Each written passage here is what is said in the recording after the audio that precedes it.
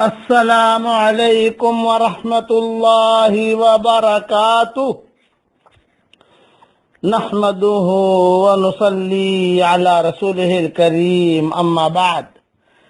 آج کا سبق سن لیجئے، سبق نمبر 893، سلسلہ وار قیامت کے متعلق یہ سبق ہے، اور قیامت کے متعلق یہ 7واں سبق ہے۔ یہ حدیث بیان کر رہا ہوں، اس حدیث کا نام ہے سرگوشی والی حدیث، اللہ کی رحمت والی حدیث۔ عبداللہ ابن عمر رضی اللہ تعالی عنہما سے روایت ہے، فرماتے ہیں کہ حضرت محمد صلی اللہ علیہ وسلم نے فرمایا، قیامت میں اللہ تعالی ایمان والے اپنے بندے کو اپنی رحمت سے قریب کرے گا اور اس پر اپنا خاص پردہ ڈالے گا، اور دوسروں سے اس کو پردہ میں کر لے گا۔ پھر اس سے پوچھے گا، کیا تجھے معلوم ہے، کیا تجھے یاد ہے فلاں فلاں گناہ تو نے کیا تھا؟ وہ عرض کرے گا کہ ہاں پروردگار مجھے یاد ہے۔ پھر اللہ تعالیٰ ایک ایک گناہ گنائے گا جو چپکے سے اس نے کیا تھا۔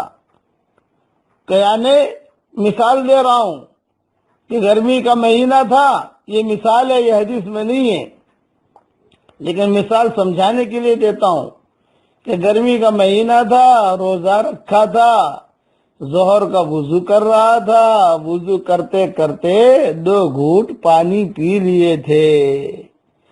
اس قسم کے وہ گناہ جو چپکے چپکے اس نے کیے تھے، وہ اللہ تعالیٰ ایک ایک کر کے اسے گنائے گا۔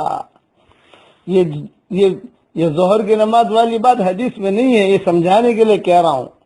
یہاں تک کہ اللہ تعالیٰ اس کے سارے گناہوں کا اس سے اقرار کرائے گا، اور وہ اپنے دل میں خیال کرے گا کہ میں تو ہلاک ہو گیا۔ یعنی اس کو خیال ہوگا کہ جب اتنے میرے گناہ ہیں، اب میں کیسے چھٹکارا پا سکوں گا؟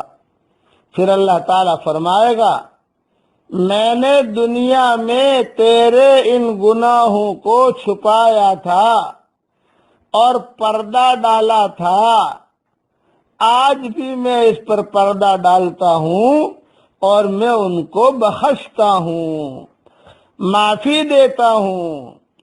پھر اس کا نیکیوں والا اعمال نامہ اس کے حوالے کر دیا جائے گا، یعنی اہل محشر کے سامنے صرف نیکیوں والا ہی اعمال نامہ آئے گا، اور گناہوں کا معاملہ اللہ تعالیٰ پردہ ہی پردہ میں ختم کر دیں گے، چپکے سے لے کر ایک طرف پھینک دیں گے اس کو جو گناہ کیے تھے وہ۔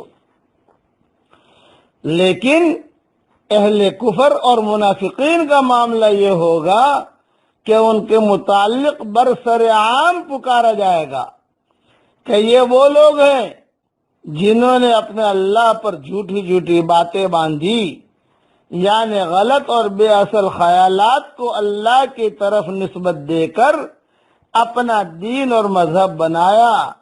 خبردار، اللہ کی لعنت ہے ایسے ظالموں پر۔ یہ حدیث صحیح بخاری اور مسلم میں ہے۔ خلاصہ اس حدیث کا یہ ہے کہ اللہ تعالیٰ اپنی صفت ستاری کا اظہار کریں گے، اور اس نیک بندے یا بندی کو سب کے سامنے بلا کر گناہ کا اقرار کروا کر وہ گناہ کا اقرار کرے گا، جھوٹ نہیں بولے گا، چالاکی نہیں کرے گا۔ بعض مرتبہ آدمی چالاکیاں کرتے ہیں نا، وہی پھنستے ہیں۔ وہ سیدھا کہہ دے گا کہ اللہ پاک ہاں میں نے کیا تھا، تو اللہ تعالیٰ کو رحم آئے گا، رحم لا کر اللہ تعالیٰ کہہ دیں گے، جا میں نے تیرے گناہوں کو معاف کر دیا، اور یہ تیرا نامہ اعمال جو نیکیاں تو نے کی تھی پکڑ کے سیدھا تو جو ہے داہنے ہاتھ میں لے، اور داہنا ہاتھ میں لے کر سیدھا جنت میں داخل ہو جا۔ یہ اللہ کی صفت ستاری کا اظہار ہوگا۔ اے اللہ، میں دعا کرتا ہوں، مدینہ منورہ سے سبق دے رہا ہوں،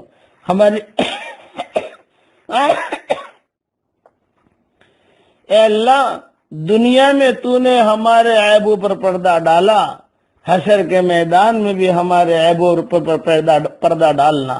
اے خوبصورت چادر والے، اے خوبصورت پردے والے، ہمارے عیبوں پر پردہ ڈال دے اور ہمیں اسی تیری چادر میں دنیا میں رکھ، اسی چادر میں موت دے، اسی چادر میں قبر میں رکھ، اسی چادر میں تیری رحمت کی حشر کے میدان میں اٹھا، اور اسی چادر میں لگ کر تو ہمیں تیری جنت میں داخل فرما۔ آمین آمین۔ اے آسمان اور زمین کا پیدا کرنے والے، تو ہی دنیا اور آخرت میں ہمارا ولی اور دوست اور کارساز ہے، تو ہمیں اسلام کی حالت میں فوت کر اور نیک وکاروں میں تو ہمیں ملا دے۔ اب میرے ساتھ، آج میری طبیعت ٹھیک نہیں ہے، اس لیے ہمارے لیے بھی دعا فرمائیے گا۔ میرے ساتھ پڑھ لیجئے، سبحان اللہ عدد ما خلق من شیء۔ تھوڑا جلدی پڑھ لیا میں نے اور آہستہ پڑھتا ہوں۔ سبحان اللہ عدد ما خلق من شیء۔ دیکھو اتنا میں نے پڑھا، ساری مخلوق جتنی ہے ان سب کے برابر اللہ، ان سب کے برابر میں نے اللہ تعالیٰ کی تعریف کی، ساری مخلوق کے برابر، کہ اللہ تیری تعریف ساری مخلوق کے برابر ہے۔ اور فائدہ یہ ہوا کہ اللہ تعالیٰ مجھ سے خوش ہو گیا، اور فائدہ یہ ہوا جنت میں درخت بھی لگ گئے، اور فائدہ یہ ہوا کہ نیکیاں مجھے خوب ڈھیروں نیکیاں مل گئیں۔ آپ پڑھ لیجئے، آپ کو بھی نیکیاں مل جائیں گی۔ یہ حدیث مستدرک حاکم میں ہے۔ اللہ تعالی ہم سب کو عمل کرنے کی توفیق عطا فرمائے۔ والسلام علیکم ورحمۃ اللہ وبرکاتہ، وآخر دعوانا ان الحمد للہ رب العالمین۔